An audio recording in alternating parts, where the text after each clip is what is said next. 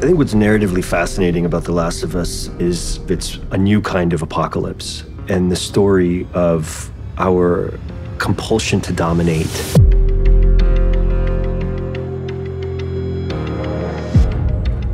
So at the end of the third episode, we saw Joel and Ellie leaving in Bill's car, and for the first time, you got a sense that they were a team. And that theme carries through into the fourth episode. There's an uneasy truce, but they're not necessarily anything more than, as he says, cargo. Joel? Did you know diarrhea is hereditary? What? Yeah. It runs in your genes. Joel secretly loves Ellie's humor and her jokes and her puns. He pretends he doesn't, but he does. I think that means a lot to Ellie that he does actually find her funny. I don't think she ever worries about annoying him. She kind of loves it. Feel free to wait in the truck. We decided to deviate a bit from the game. In the game, they made their way to Pittsburgh. So in looking around at possible places, we landed on Kansas City because it just felt like it was a good match for sort of what we had and where we were to shoot in Calgary. I had an idea about which episodes that I was going to have to get my head around quite early on.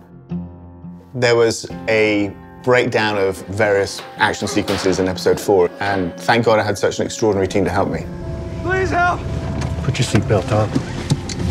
Are we gonna help him? No. It's quite a fun day. It's just crashing cars. It's just, that's why we got into this business. Ellie witnessed Joel being violent at the end of the first episode. And this is a moment where, when they're under attack, Ellie has to trust Joel. You see that hole? When I say go, you crawl to that wall and you squeeze through and you don't come out until I say. He is this protector, he is this violent man, he's gonna take care of her. But what she encounters very quickly is how ugly that violence is. He is attacked by someone else who is going to kill him.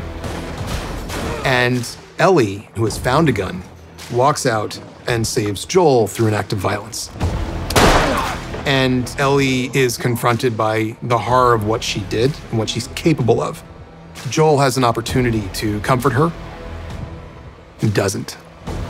And you could see how quickly Ellie just wipes those tears away and pretends nothing happened at all because she's just like him.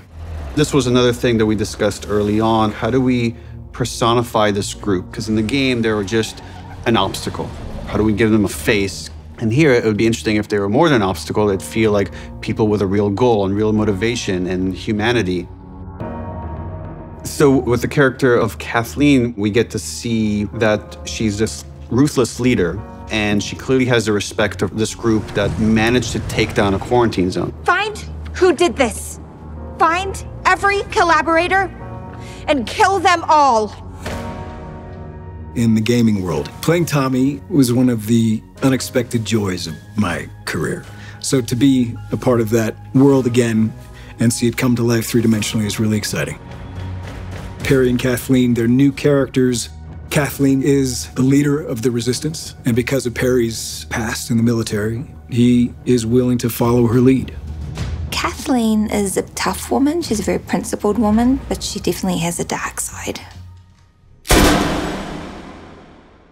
When there is a dramatic shift in power from a repressive regime being overthrown by a revolutionary force, history is full of examples where the revolutionary force is just as bad as what was there before.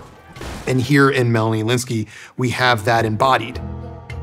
I love humanizing villains. And so much of The Last of Us is about people that have to make choices. Joel!